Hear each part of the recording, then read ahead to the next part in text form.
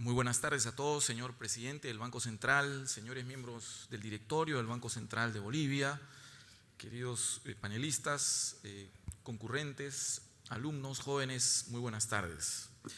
En primer lugar, tengo que agradecer esta invitación de participar en este extraordinario evento.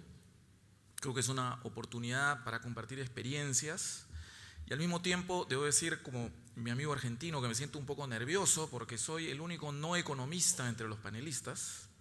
Yo soy abogado y por lo tanto voy a hacer una presentación frente a una asamblea de estudiantes que creo que el 99% son también economistas. Y los voy a invitar a que me acompañen en una mirada de las regulaciones financieras desde la perspectiva de un consejero legal y también desde la perspectiva de un profesor de Derecho Internacional. Así que voy a hacer un esfuerzo por despertar el interés de los economistas en esta temática. Bien, permítame unas palabras introductorias y decir que las reservas internacionales constituyen no solamente una materia monetaria, económica y financiera, sino también quisiera proponer que tienen un sentido jurídico, un sentido constitucional y, por qué no, internacional. Al respecto, hay que decir que las reservas internacionales están reconocidas hoy en día como bienes públicos en diferentes instrumentos internacionales y legislación comparada. Ahora bien, la preocupación que yo he recibido como abogado de los bancos centrales respecto a la seguridad de las inversiones en reservas internacionales ha evolucionado significativamente. Desde los años de la crisis de la deuda externa en los años 80, en que los bancos acreedores perseguían las reservas internacionales del Banco Central del Perú, por ejemplo, para embargarlas y cobrarse la deuda, desde ese periodo de honda preocupación para los abogados del banco, a el proceso de masiva acumulación de reservas, donde nos hemos convertido en importantes activos participantes en los mercados financieros como inversores, ¿no? Había, creo, en las presentaciones anteriores una cifra de la relación de las reservas con relación al PBI o al PIB. En el caso del Perú, estas significan hoy alrededor del 30% y entiendo que en el caso de Bolivia estamos en una cifra similar, 22, 23, 24%. Otro elemento importante es que las preocupaciones se remiten entonces a la calidad de estas inversiones. ¿Quiénes son los emisores de estos instrumentos? ¿Cómo los vamos a evaluar jurídicamente? E incluso algunos bancos centrales, como es el caso del Perú y otros de la región, están explorando métodos de revisión de la performance de nuestra gestión de reservas. Una de estas es entregar pequeñas porciones a la administración de organizaciones internacionales para medir nuestra performance vis a vis lo que hacen estas organizaciones internacionales o eventualmente instituciones privadas. Todo esto tiene que ser materia, por supuesto, de una evaluación jurídica. Entonces, también es importante observar esta, si quieren, migración de la preocupación principal. Somos inversionistas, somos activos participantes y por lo tanto constituimos depósitos en esa banca de la que se nos ha hablado en las presentaciones anteriores, o compramos títulos valores de entidades soberanas o títulos valores con las máximas calificaciones. También hay inversiones en oro, esto depende de la proporción, el portafolio de los bancos centrales. Esto ha de implicar un trabajo jurídico muy relevante, dependiendo de las estrategias de inversión, sobre la evaluación de las plazas financieras, ¿no? Las inversiones se hacen en Estados Unidos, en Canadá, en la Unión Europea, en la China, en países asiáticos, el resto de países asiáticos, y esto implica, de parte del trabajo de un abogado, una evaluación de riesgos legales. Por supuesto, esta evaluación se hace de la mano de abogados de esas plazas financieras. Y entonces, esta es un poco la experiencia que yo les quiero compartir como economistas.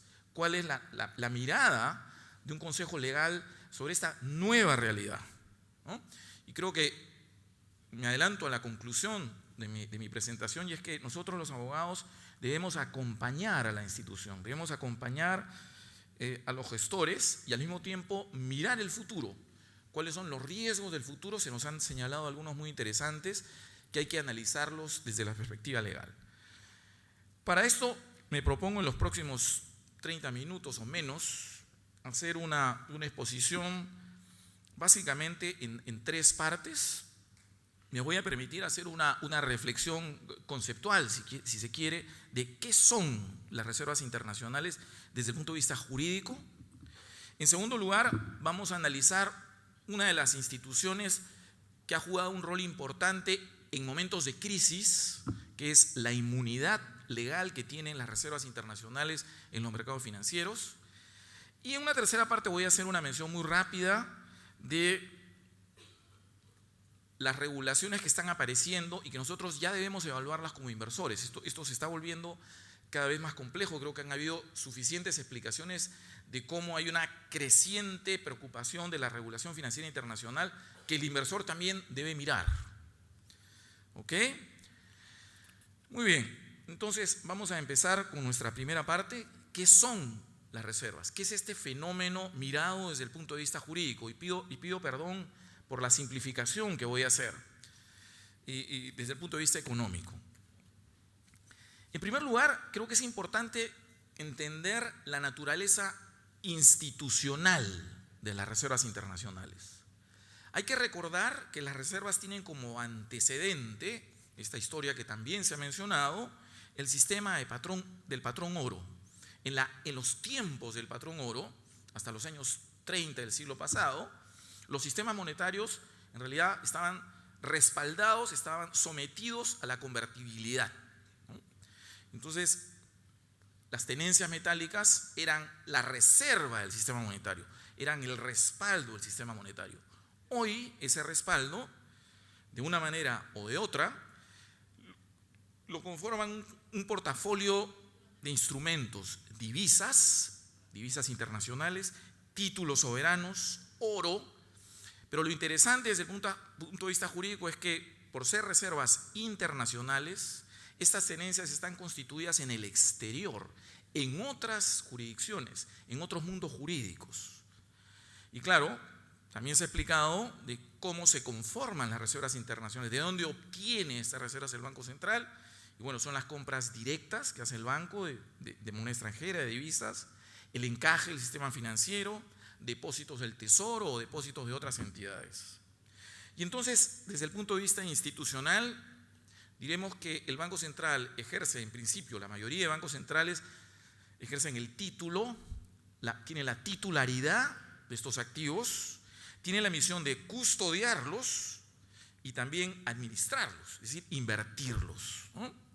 Esto, que tiene una aparente simplicidad, creo que vale la pena decir que tiene también, en el sentido más ortodoxo posible, un sentido constitucional. Digo ortodoxo desde el punto de vista jurídico.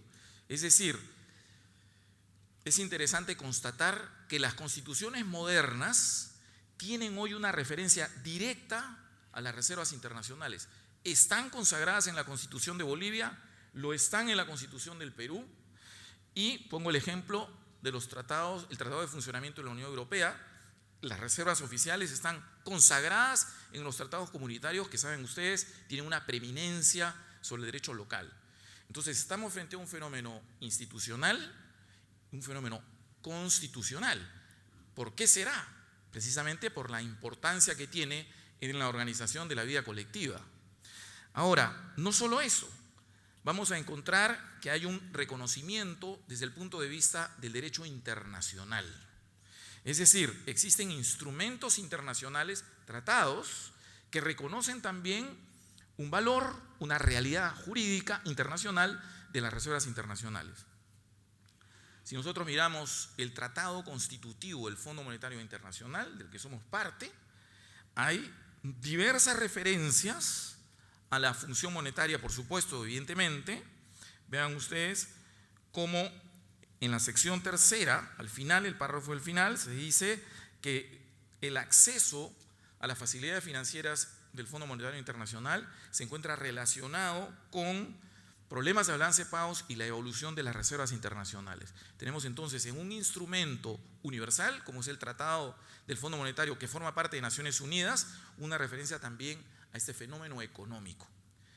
Ahora, otro fenómeno interesante es que nuestro fondo latinoamericano, el Fondo Latinoamericano de Reservas, también tiene un reconocimiento, está constituido justamente para mejorar las condiciones de las inversiones de las reservas internacionales, y las operaciones del fondo se realizan precisamente con los bancos centrales.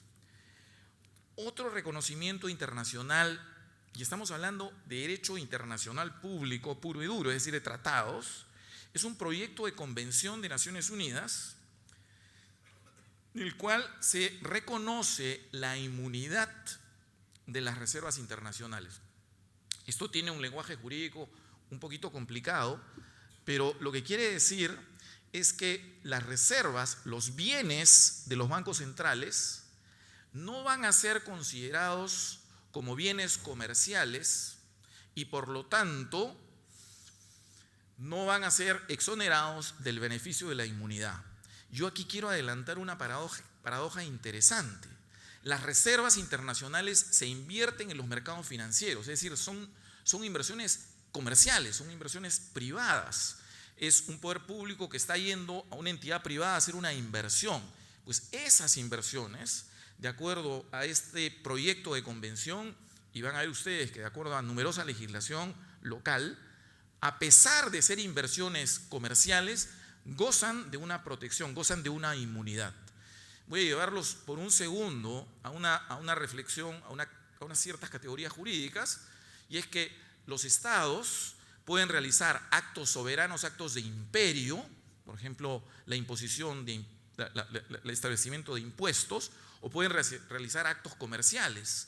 Si un estado realiza un acto comercial, puede ser llevado a un juicio, ¿no? Puede ser llevado a un juicio, pero si un estado realiza un acto soberano, no puede llevarse a un juicio en el exterior, en otro país, para discutir esa decisión soberana. Es lo que en derecho conocemos los contenciosos administrativos, ¿no? Eso lo discutimos dentro de nuestra jurisdicción.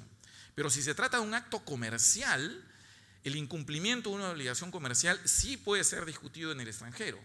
Lo interesante, la paradoja, es que cuando se trata de inversiones de las reservas internacionales, que son negocios comerciales, lo podemos poner en esos términos, los estados siguen manteniendo un tratamiento especial. Las reservas internacionales tienen una inmunidad especial. Muy bien. Ahora, y esto es un poquito lo que decía hace un momento, es decir, las reservas tienen en esencia una naturaleza financiera, son una inversión en un depósito bancario, en un título de valor, eventualmente el aporte en un organismo internacional. Ahora, entonces, ¿por qué es tan relevante la seguridad jurídica de las reservas? Creo que esto no necesita mayores explicaciones, pero sí vale la pena incidir nuevamente en que estamos frente a unos activos que respaldan el sistema monetario nacional, y ahora ya sabemos que no solamente el nacional, sino el internacional. Entonces son inversiones financieras en los mercados que respaldan el sistema financiero internacional y el nacional. Y entonces resulta fundamental asegurarnos, garantizar su seguridad, garantizar su integridad. Es decir, que no se pierdan, que el capital no se pierda para poder realizar las funciones monetarias. Los bancos centrales tienen que intervenir, llegado el momento, en los mercados cambiarios. Y estas inversiones tienen además que ser inversiones de acuerdo al mandato de nuestra legislación o los reglamentos del directorio, el consejo del directorio, etcétera, tienen que estar dotadas de liquidez, tienen que ser inversiones líquidas y tienen que ser rentables. Y todo eso supone necesariamente la elaboración de contratos. Y por lo tanto, ahí entra la asesoría legal a verificar la seguridad de estas relaciones contractuales. Y tengo que aclarar que las relaciones contractuales financieras muchas veces son contratos complejísimos, de muchas páginas, de muchos anexos, y otras veces son intercambios de telex o de mensajerías. Y todas esas son relaciones jurídicas de las que tenemos que manejar los riesgos legales. Muy bien, ahora permítame ir a mi a mi segundo punto. Perdónenme que me preocupa siempre el tiempo, como el señor presidente, así que voy a verificar cómo estoy. Vamos bien. Paso a la segunda parte, que tiene que ver con la inmunidad de los bancos centrales.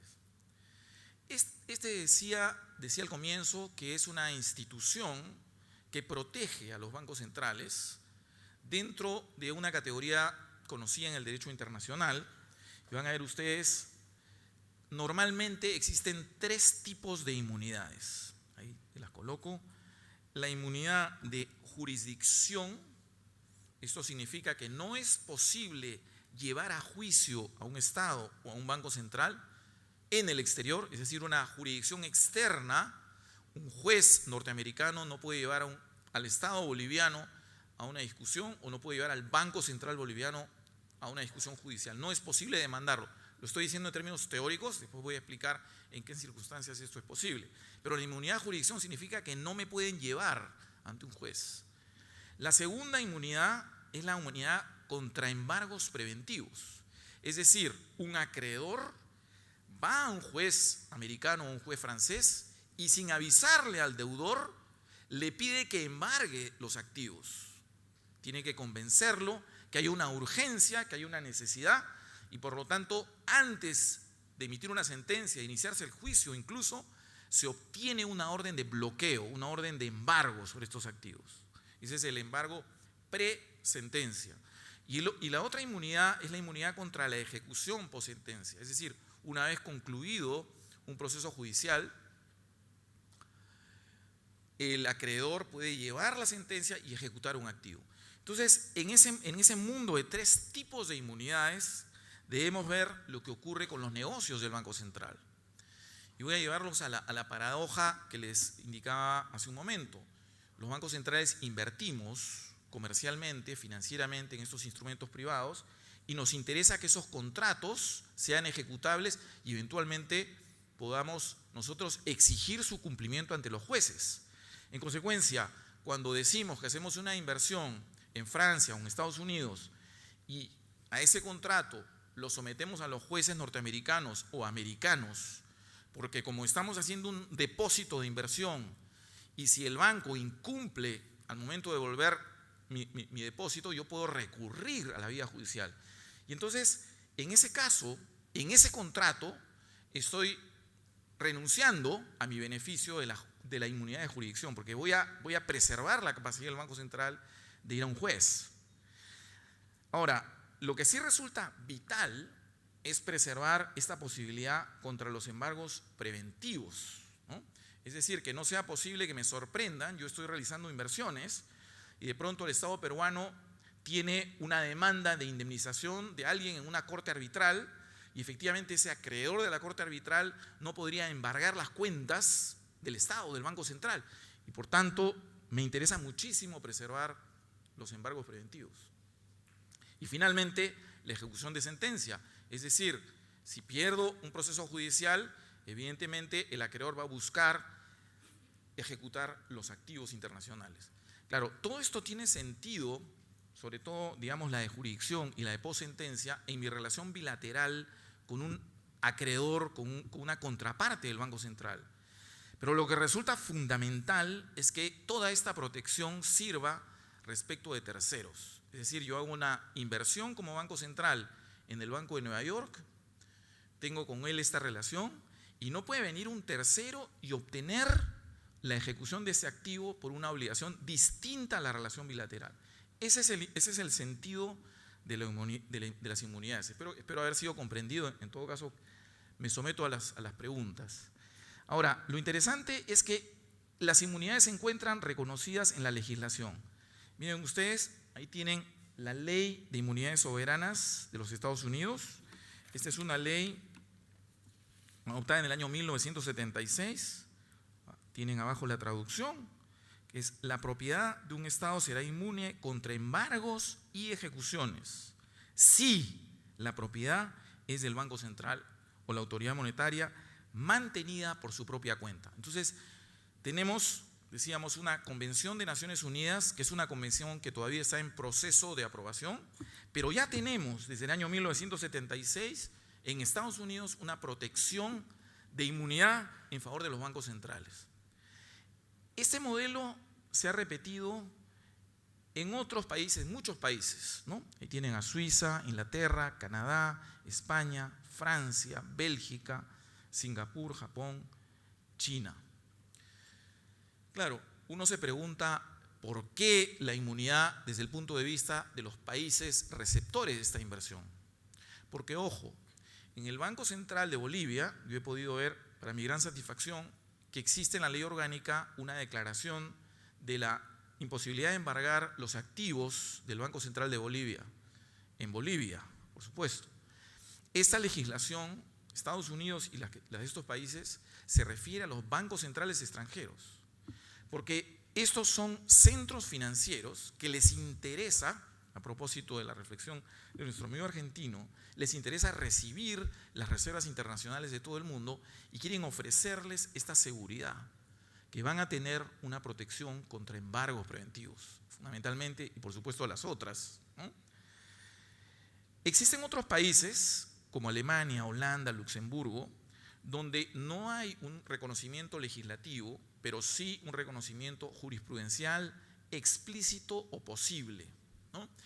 Y esto también, a los amigos economistas, probablemente si se recibieran aquí en Bolivia o en el Perú inversiones de un banco central y se pretendieran embargar, es posible que los jueces razonen siguiendo estas tendencias y el derecho administrativo y digan que no es posible hacer ese embargo en función a los principios de bienes del Estado, en función a ciertos principios constitucionales, en función a la evolución del derecho internacional comparado. Es decir, es posible todavía que sin existir una legislación expresa, las autoridades judiciales desarrollen este tipo de doctrinas como ha ocurrido con estos países. La diferencia es que estos países son receptores de inversiones de bancos centrales.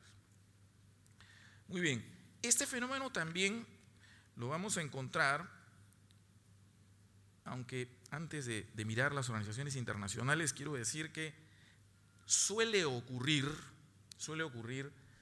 que las contrapartes donde nosotros invertimos nos pidan la renuncia a la inmunidad, nos digan, por favor, renuncia a la inmunidad, ¿no? Y esto yo tengo que decir que va a depender de una evaluación subjetiva. Aquí no hay reglas. Yo lo que quisiera aclarar, que lo que intento es transmitir un poco la experiencia nuestra y claro, va a depender de cada país de acuerdo a sus propias políticas. Entonces, es muy importante evaluar este requerimiento caso por caso.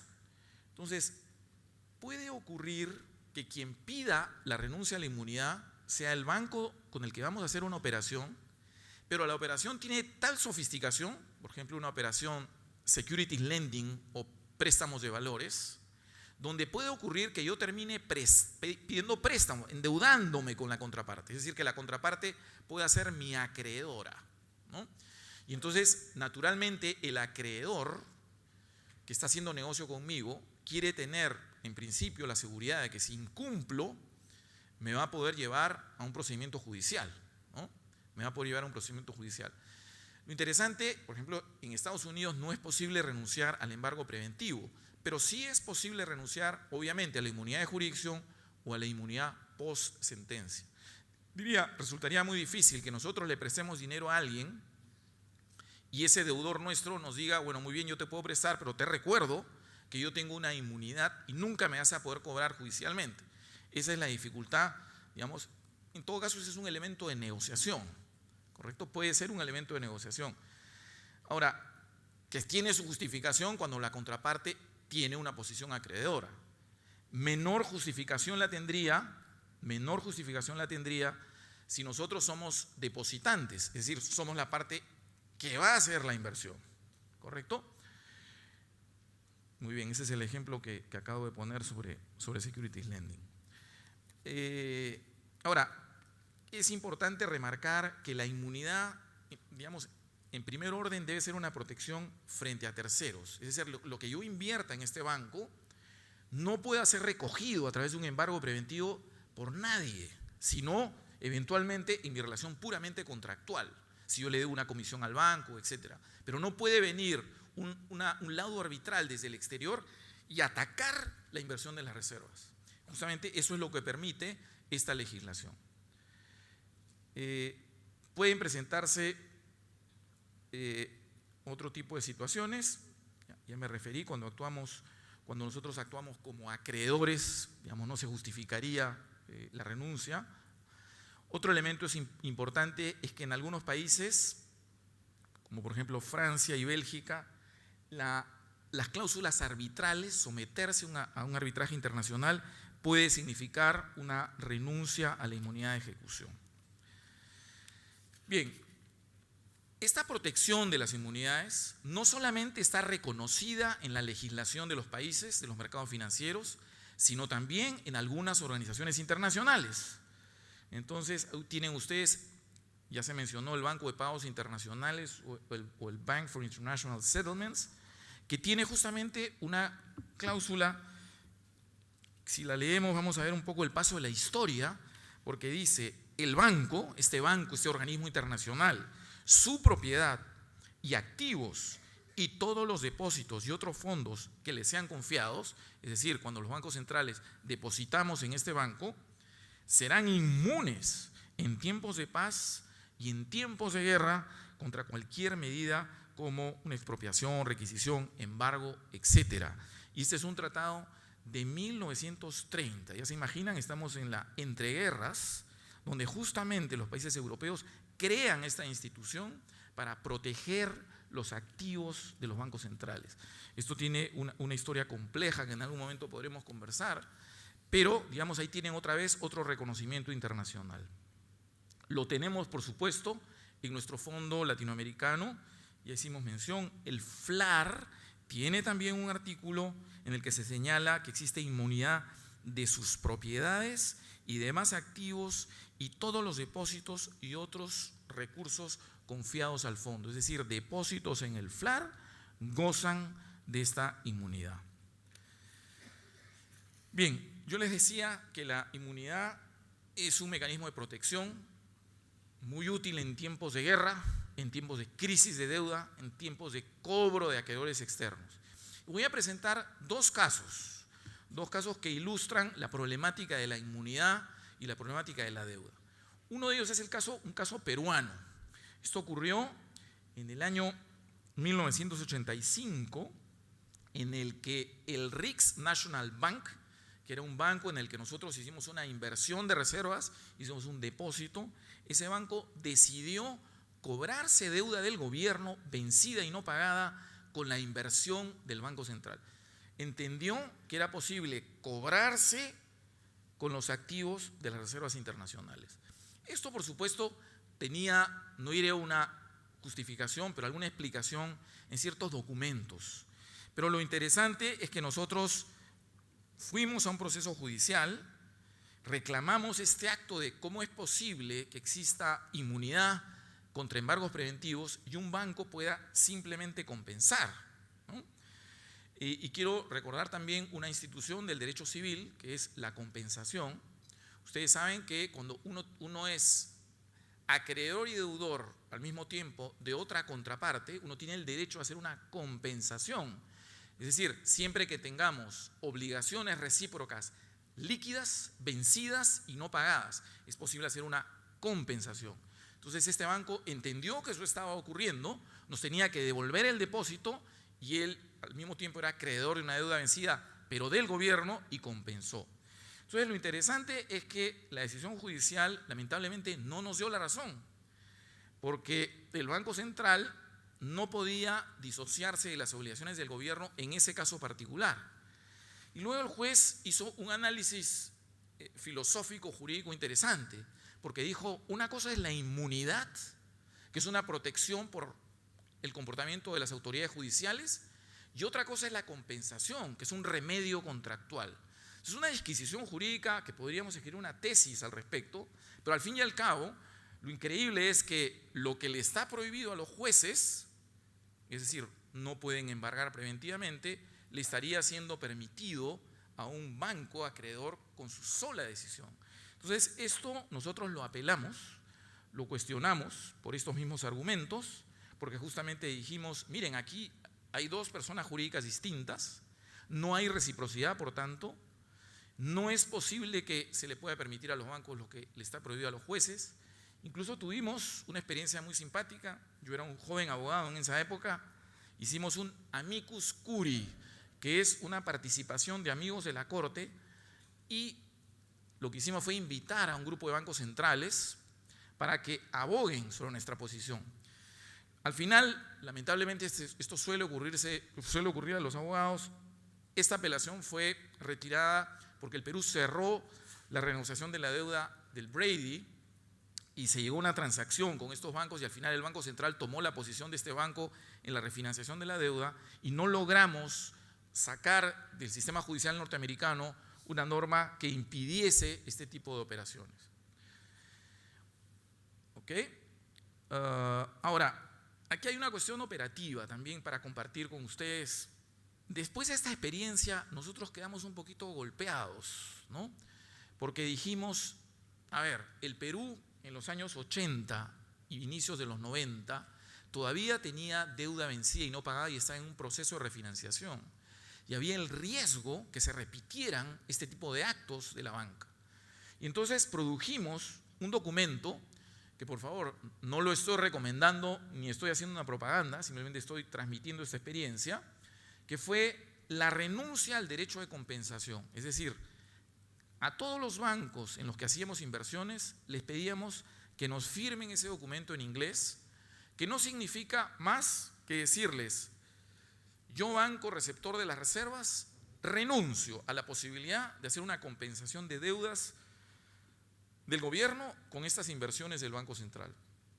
Pero eso sí, me reservo mi capacidad de cobrar cualquier obligación que emane de esta relación jurídica. Eso es en esencia lo que nosotros hemos empezado a pedir, y sinceramente nos ha generado ya en estos tiempos de paz algunos problemas, porque algunos bancos son reticentes a entender. Dicen, bueno, ¿por qué voy a firmar esto si es obvio que yo no lo puedo hacer? Y creo que a veces este tipo de requisitos provienen de experiencias propias, de seguridades que nos imponemos, y que, bueno, esperaremos una calma mayor para que podamos superarlas. Y justamente el siguiente caso ilustra también sobre lo que puede ocurrir. Esto ocurrió en Argentina, en el que un banco de inversiones, en realidad se les llama fondos buitres, que compran papeles de deuda para cobrar a menor porcentajes, etcétera, reclamó un embargo, planteó embargar una inversión de Argentina en el Banco Central, de Argentina, nada menos, en el Banco Central de Estados Unidos, en el FED, ¿no? Y entonces desarrolló, aquí lo voy a poner completo, desarrolló la teoría del alter ego. Fue donde un juez y le dijo: miren, en Estados Unidos hay inmunidad contra los embargos preventivos, pero yo quiero que igual embargues esta inversión de Argentina. ¿Por qué? Porque en realidad el Banco Central de Argentina, que tiene esa inversión en el FED de Nueva York, no es el Banco Central, es el gobierno, es el alter ego del gobierno, ¿no? En realidad el gobierno ha violado una serie de reglas de la ley orgánica argentina, de la ley orgánica del Banco Central de Argentina, sobre la independencia del Banco Central. Esto en primera instancia fue atendido y fue apelado. Y lo más interesante es que la Corte de Apelaciones, luego de un amicus curiae, algo parecido a lo que intentamos hacer, donde participó el gobierno americano y el Banco Central de los Estados Unidos, la FED, ¿ok?, señalando que ese embargo preventivo estaba amenazando la plaza americana, receptora de inversión de bancos centrales, y esto iba a tener un impacto en el sistema financiero internacional. La Corte de Apelaciones modificó la decisión en primera instancia y dijo: miren, señores, por si acaso la inmunidad no está supeditada a la independencia del Banco Central, que la saludamos, pero la legislación norteamericana solamente exige que los activos invertidos sean del Banco Central. Y cuando se aprobó la ley en el Congreso en 1975, en realidad todavía no estábamos en este mundo donde muchos bancos centrales son independientes. Por lo tanto, correcto, cuando los fondos están depositados a nombre de un banco central, estos deben ser protegidos, estos deben ser preservados, ¿no? Ahí tienen ustedes 2 ejemplos de la justicia norteamericana en materia de inmunidades, ¿no? Claro, no podemos decir que la justicia es consistente, pueden haber cambios, pueden haber evoluciones en el tiempo y por lo tanto debemos ser de alguna manera previsores, debemos mirar cómo evoluciona la legislación sobre esta materia. Permítame pasar a mi última parte. Les decía que estábamos en el mundo ya de los inversores. Ya hemos dejado, no definitivamente, la preocupación, pero hemos dejado atrás la crisis de la deuda, la persecución de nuestros acreedores. Ahora vamos a invertir, ¿no?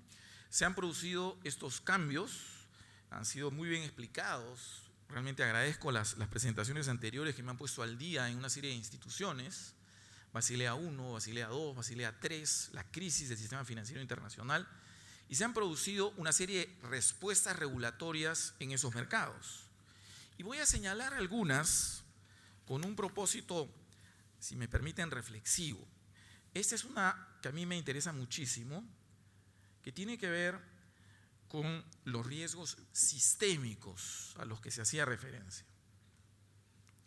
Ustedes saben que en las operaciones derivadas, existe un concepto que lo llaman en inglés cross default, ¿no? Que es un incumplimiento cruzado. ¿Qué quiero decir con eso? Yo soy el Banco Central del Perú y estoy haciendo una operación con el Banco X, que es una matriz, una operación derivada, y un evento de incumplimiento es que una subsidiaria de esa matriz entre en un proceso de liquidación. Si una subsidiaria de la matriz entra en un proceso de liquidación, inmediatamente se produce un evento de incumplimiento, se aceleran los vencimientos, se termina el contrato, se cierran, se compensan las operaciones. Eso evidentemente, por las explicaciones que se nos han dado antes, es por la interconexión. Puede ser que si quiebra una subsidiaria, tenga que responder por esa quiebra la matriz, y al tener que responder la matriz por esa subsidiaria, esa matriz ya no va a poder cumplir conmigo. Y entonces, antes de que ocurra eso, el sistema de contratos de derivados, los contratos estándar, prevén esta aceleración de vencimientos para proteger al acreedor. Pues bien, lo que ha ocurrido a raíz de la crisis financiera internacional, y esa es una propuesta del G20 y que se aplica en muchas jurisdicciones, no solamente en Estados Unidos, dicho sea de paso, esta es una disposición aprobada en el gobierno del presidente Obama y que el presidente Trump anunció derogar toda esta legislación y no ha sido derogada, ¿ok? Bueno, esta legislación ordena que todos los contratos derivados realizados por bancos sistémicamente importantes en Estados Unidos o sus subsidiarias modifiquen sus contratos. Miren qué interesante. En la economía de mercado, en una economía liberal, el Estado interviene y ordena que se modifiquen los contratos privados. ¿Para qué? Para que se introduzca una cláusula en la que se diga que si la subsidiaria entra en un proceso de resolución, no se aplique esta automaticidad de vencimientos y se espere un día. Se espere un día. ¿Ok? Se espere un día y eventualmente el regulador durante ese día podría transferir el contrato a otra entidad. ¿Esto para qué? ¿Esto para qué? Justamente para evitar esta interconexión multilateral que puede producir el cierre de miles de contratos derivados. Suena un poquito impresionante, pero digamos, es una manera de evitar una crisis sistémica total y que le permita al regulador intervenir en un día, ¿correcto? Este mecanismo está en un proceso de implementación. Yo no sé, probablemente si el Banco Central de Bolivia realiza operaciones derivadas, en algún momento le van a pedir que suscriba estos formularios. A nosotros nos ha costado muchísimo entender. Esto tiene, digamos, insisto, una progresividad. Se está aplicando en Francia, Alemania, Italia, Reino Unido, Suiza, Japón. Pero lo interesante es ver cómo se está respondiendo frente a estos riesgos sistémicos y cómo la regulación actúa, ¿no? Este seminario está justamente referido a la regulación y la desregulación del sistema financiero internacional. Hemos visto cómo gran parte de la crisis se debió justamente a una ausencia de regulaciones en materia de el mercado de capitales, los bancos de inversión. Vean ustedes cómo ahora el regulador interviene en estos contratos. Hay otras cositas que quería mencionar muy rápidamente que tienen que ver con la transparencia y calificaciones de bancos centrales como inversionistas. La regulación americana y europea exige que los bancos, las contrapartes, informen a sus clientes con diferentes niveles de transparencia en función a diversas clasificaciones, ¿no? He puesto a manera de ejemplo algunas. En Estados Unidos, por ejemplo, hay una calificación que es Eligible Counterparty, que normalmente se aplica a los bancos centrales, pero a partir de ciertos montos, ¿no? En la Unión Europea se ha aprobado una directiva que también exige niveles de información en función a la calificación. Pueden haber clientes que sean retail clients o professional clients, también se utiliza normalmente esta última para los bancos centrales. Y de alguna manera la idea es más información o información más clara para el que tiene menos experiencia. Y entonces nosotros, como bancos centrales, somos inversores y tenemos que entrar en estos criterios de clasificación. También creo que se hizo mención en alguna de las exposiciones, se han multiplicado las regulaciones en materia de conocimiento del cliente para fines de lucha contra el lavado y la lucha contra el financiamiento del terrorismo. Es decir, los bancos locales o los bancos internacionales exigen información del cliente, y en este caso del cliente Banco Central. Claro, evidentemente el Banco Central es un banco central y no tendría que dar información porque no hace, es el caso del Perú, por lo menos no hace operaciones con el público. Pero lo que solemos recibir, y tenemos que estar dando estas explicaciones de la banca americana o la banca europea, son estos formularios que usualmente se le piden a los clientes que invierten en la banca de inversión. Y finalmente hay una abundante reglamentación en materia de operaciones derivadas. En el intermedio conversaba con algunos de mis colegas panelistas sobre el manejo de la información. Hoy en día prácticamente todas las operaciones en los mercados derivados en Estados Unidos y en la Unión Europea deben ser informados a los reguladores a través de unas plataformas, ¿no? Todo esto con la idea de centralizar una información que permita medir riesgos y saber por dónde se están focalizando unos y otros, ¿no?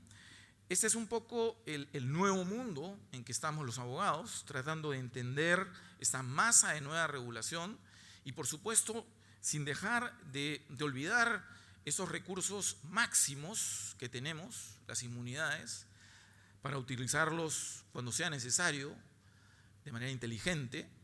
Y bueno, permítame decir a manera de conclusión, en primer lugar, repetir que las reservas internacionales, aún con ese contenido económico, monetario, tienen un sentido constitucional, tienen un sentido y un reconocimiento internacional. Existe un creciente desarrollo legal y jurisprudencial de protección. Y claro, por supuesto, el máximo empleo de estas protecciones va a depender de cada circunstancia y los objetivos de la gestión. Por eso decía, regreso a mi punto inicial, el asesor jurídico debe ser un consejero que acompañe, que advierta, que prevea. Y bueno, el reto para nosotros y para los jóvenes abogados de los bancos centrales y los economistas que administran las reservas, pues es aprender a compartir estas experiencias. Se han creado, conversábamos también en el intermedio, diversos foros en el FLAR, en el SEMLA, en las reuniones que organizamos entre abogados y economistas de bancos centrales, precisamente para compartir estas experiencias en materia de evaluación de plazas, de instrumentos, de todos estos requerimientos regulatorios que nos están llegando como inversionistas en los mercados financieros. Con todo esto he terminado. Muchísimas gracias.